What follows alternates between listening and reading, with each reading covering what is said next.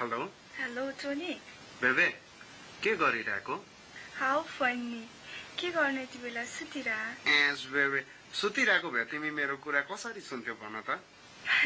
how funny सुत्न लागिरा के पुरा कोल्टे परेर सुतिरहेको हो बेबे हाउ फनी कोल्टे परेर रे बेबी के हाँसेको क्या तिमी तिम्रो हाँसो सुनिसकेपछि त मेरो पुरा शरीर सिरिङ्ग भएर कि बेबी 180 को स्पिडमा रोमान्स दौडिन्छ क्या मेरो शरीरमा पुरै रोमान्स त छत्ता छुल्लो हुन्छ क्या बेबे हाउ फनी अनि क्या बेबे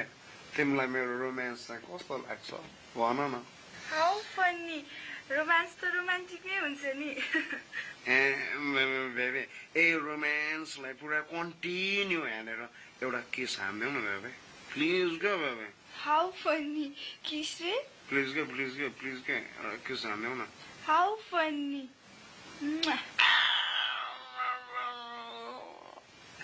अनि क्या बेबे एउटा वान मोर क्या बेबे प्लिज क्या बेबे वान मोर हाउ फनी कति चाहिन्छ किस तिमीलाई प्लिज क्या बेबे एकचोटि तिमी गर नि त त्यसो भए मैले पो गर्नु ल म 1 2 3 भन्छु भन हामी दुवैजनालाई एकैचोटि किस गर्नु ल ल हाउ फनी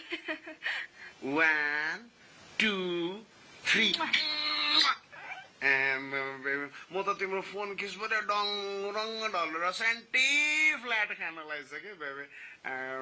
लभ यु बेबे टोनी दसैँ आयो खाउँला पिउँला टोनी कहाँबाट ल्याउला बाको गोजीबाट पुरै झ्याप हानुला नि त हाउ फनी बेबे अनि बेबे तिमी किन यस्तो सुस्त बोलेको के भोल्युमलाई हल्का राइज हान न फ्रिक्वेन्सी बढाउ न तिम्रो के बाबा उतापट्टि कोठामा जागिरहनु भएको छ कि तिम्रो बा हो कि वाच डग हो क्या रातभरि जागेर बस्ने के खालको हो बा पनि तेरिका वाच डग रे हाउ फनी टोनी यति राति भइसक्यो कति बज्यो के बेबी म घन्टा घर हो र टाइम भन्नुलाई आफ्नै घडी हेर न तिमी के खालको हो हाउ फनी अनि बेबी तिमी दसैँमा टिका लाउँछौ हाउ फनी टिका नलाएर के निदान पेन्ट लाएर हिँडे त डाइरेक्ट जोक हान्दिएको तिमीले ल एकचोटि फेरि दुईजना हाँस्दिउ न त बेबी तिमी केटी चाहिँ च्वाक हो कि तर तिम्रो हाँसो चाहिँ एक नम्बरको कबाडी छ क्या त्यसरी नहाँस न छिमेकीको बच्चा टोडाउँछ कि बेबी अनि बेबी तिमी दसैँमा जमरा पनि लाउँछौ हाउ फनी जमरा नि लाउने नि हेर न मलाई त दसैँमा जमरा लाउँदाखेरि नि कानमा जमरा भिर्दा भिर्दा कान हो कि धानबारी हो जस्तो लाग्छ हो किन लाग्यो जमरा त्यति साह्रो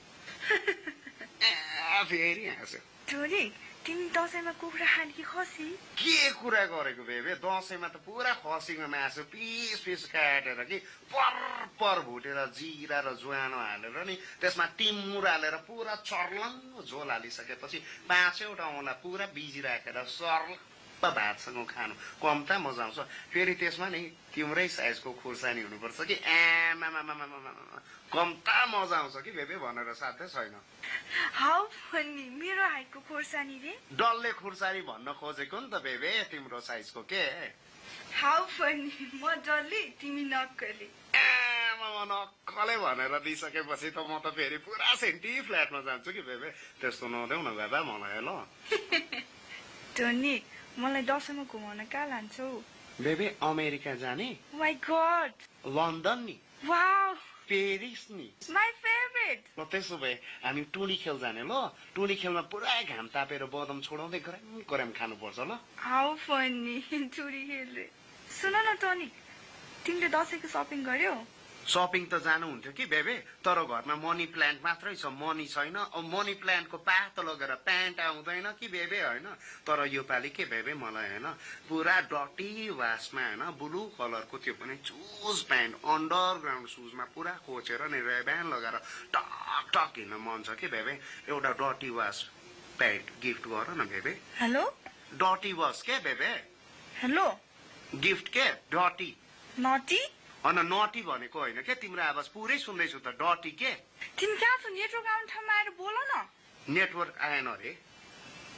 एकछिन ल डटी वास के डटी अलि अलिक नेटवर्क आउने ठाउँमा जाउँ न भने नेटवर्क आएन रे एकछिन ल आयो डटी के डटी नटी रे हाउ फनी डटी के के खालको हो तिमी त एमएमएम डटी पेन्ट भन्दा भन्दा तिम्रो नियतै डटी देखिसकेन मैले के खालको हो तिमी एउटा डटी पेन्ट किन्नु भन्नको लागि तिम्रो त्यत्रो नाटक सर्नु पर्छ मैले हेलो बाबाले सुन्नुहुन्छ के भनेको अन्डरग्राउन्ड के अन्डर के